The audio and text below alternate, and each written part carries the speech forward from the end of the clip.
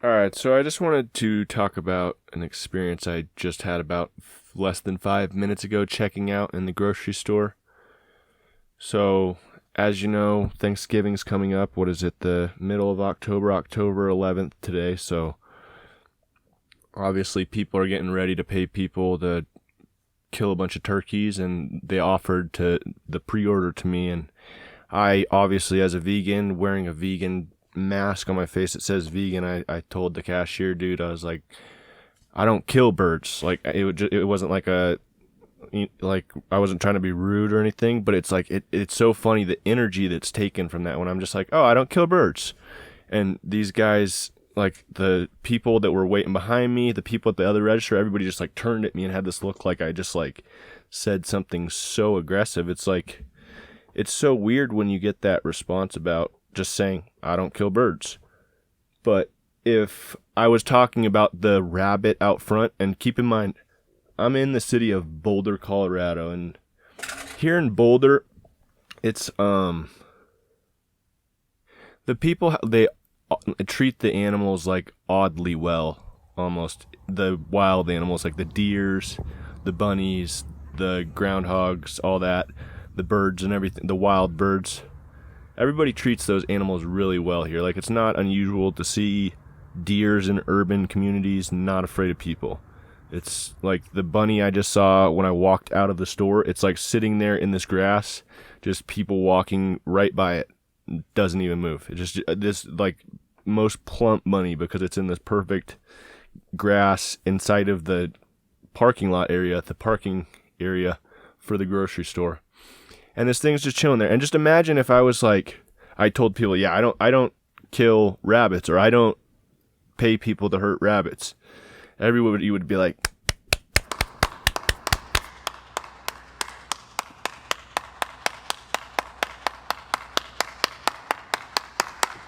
but then it's like, you tell people you don't kill birds. It's funny because before he offered me it, I was thinking about him offering it the elderly woman in front of me who was stoked to hear that they're offering pre-orders for turkeys. And I'm just sitting there thinking how weird this whole Thanksgiving holiday is. Like, thankful that we get to unnecessarily murder animals for food. It's like, I understand we should be thankful for all the privileges we have in this world, but it's like, of all privileges, violently shackled, painfully shocked, and scalded alive. New hidden camera video taken at a Lilydale turkey slaughterhouse exposes sick. We indulge in our sickest privilege on Thanksgiving. We get dead birds and dead pigs and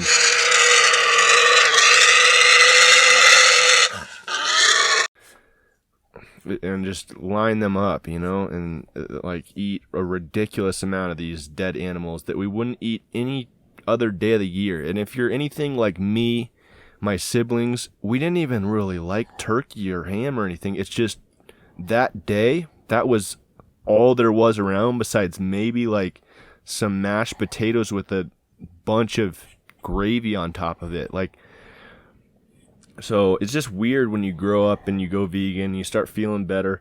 I enjoy my food 10 times as much as I did back then. Like, I was the type of kid that didn't really eat much. I was really skinny because I didn't like food. And if I did eat food, it was like really crappy granola bar or some Kellogg's cereal. Like, just processed was the only thing you could get me to eat as a kid, because the only other option was meat.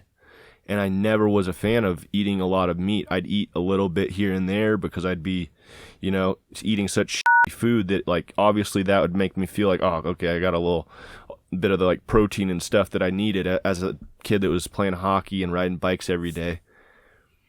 But then I quit that and I just start feeling better. I start enjoying my food, and it's like, I even hit a point in veganism where I started like indulging in junk foods, and it was like I was getting overweight for the first time in my life. And I thought that was funny because I've never had to worry about being overweight. I've always been like, dude, like if there's any way I could put on weight, that's really cool. Like, I'd work out with my friends, and I always, as an athletic kid around athletic kids, wanted to be a bigger, stronger kid than the skinny kid that I was. So obviously I'd go work out and I'd go eat a bunch of protein-rich foods, whey protein and meat afterwards, and I never noticed any like strength gains or anything. Like it would take a long time to make progress in the gym. And then after like 6 months into veganism, I started like getting this, I'd say new motivation to work out. And it wasn't coming from a place of like, I want to be the biggest kid in the classroom. I want other dudes to be afraid of me, and I want girls to be attracted to me. It was more so like there's a bunch of idiots in this world that are making it seem like it's hard, like vegans are everybody knows a stereotype of vegan is like a scrawny man, like just the term soy boy, you think of like a skinny feminine man when you hear that term. And I just find that really funny because I found that I had the exact opposite experience when I went vegan.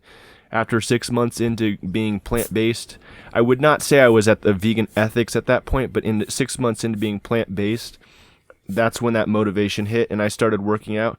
And it was like every workout I would get stronger in the gym. Every workout I'd look in the mirror and see results. And I could take photos, and this wasn't like a delusional like, yeah, I think I'm getting bigger thing. It's like I'm looking at my photos and it's like I'm getting more defined, but my shoulders are getting broader. And that's something I've never experienced in my life. My chest was getting bigger. I used to go to the gym with my friends and just be hitting the bench press because I thought like that would look cool if I like had like a big like upper body. And I could never put weight on there. But as soon as I go vegan and I start hitting the gym, like not even like I would back in the day for like 2-hour sessions or whatever and going crazy and then going the next day and then going, it was like I'd work out one day and then not work out for a week. And then that next week I was stronger. I still was maintaining the looks. It wasn't like a pump right after the workout that got me looking like I was bigger. It was like I was still gradually maintaining up. And obviously after some point, I'm sure I would have reached a plateau. I didn't maintain trying to do this for long. It was a short-lived experiment, maybe 3-4 months where I was consistently working out once or twice a week. And I consistently was putting on muscle, and I'd say to this day I've maintained some of that muscle mass from that little workout period of my life. And it's been 3 years since I've been concerned with lifting weights. Like, since I've been living in a van, I obviously don't lift weights. I've been living in a van for almost 2 years, or a year and a half I've been living in a van. And the only sense of workout I get is hiking and rock climbing. I don't even do as much as a pull-up unless it's on a rock anymore. So, and yet I'm equally as defined and strong as I was when I stopped my like weekly, twice a week, whatever you want to call it, for 3 or 4 months, 5 months maybe, I don't even remember. Basically, what I anecdotally proved to myself is that, wow, I can get extremely strong on this diet. So it's just one more testimony to my experience, to myself. And I'm not saying that you guys should take my experience anecdotally and take it as the ultimate truth, but I think that you should take this as maybe a chance that you could try this vegan diet. Maybe you could go against all this stigma that your doctor's telling you, that your parents are telling you, that everybody else that would feel guilty if there was no longer a necessity to kill animals tells you. Forget what all those people tell you and just try this plant-based thing. Whole food, plant-based. Track it on Chronometer so you know at the end of the day what you were deficient in, because you at that time were ignorant, like we all are at one point in time, of what you needed to eat that day. And then go on to Google and search what whole food, plant-based food can I eat to get the nutrient that you were deficient in that day. And the cool thing about being deficient in a nutrient one day, you could get 0% of your nutrient, and that's not going to cause any long-term health. So if you do this week-long experiment, so long as you're not dying of chemo right now, on end-stage cancer, then I think it'd be safe to say you could do like a week trial and see if you have the intelligence to construct a full day of eating from whole plant foods that meets all your daily nutrient intakes. Now keep in mind, you're going to need to go in the sun to get your vitamin D, and you're going to need to supplement B12 because you probably don't want to eat dirty, poopy vegetables like we did 2,000 years ago. And so now what's most recommended with sanitary conditions where B12 doesn't thrive in the soil is to supplement it, just like everybody that eat meat. They eat meat of animals that had to be supplemented because even the animals eating, they're not even close to as sanitary conditions as us, are still B12 deficient, still need loads of B12 dumped into their feed so that they can maintain the B12 level they need to even make it to slaughter. So I hope that can make you think. I know that kind of started in one place and went to a completely other place. I know it started with my experience of how ironic it is of people to act as though I'm saying the most hateful thing in the world when I tell the cashier kindly that I don't kill birds, in his response to try to sell me a dead bird. I get looked at like the crazy guy for that, and so I thought that was ironic, and that's what provoked me to pull out my microphone and start recording.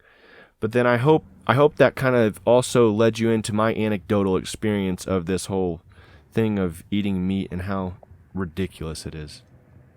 Thank you for listening, everybody. Have a good day.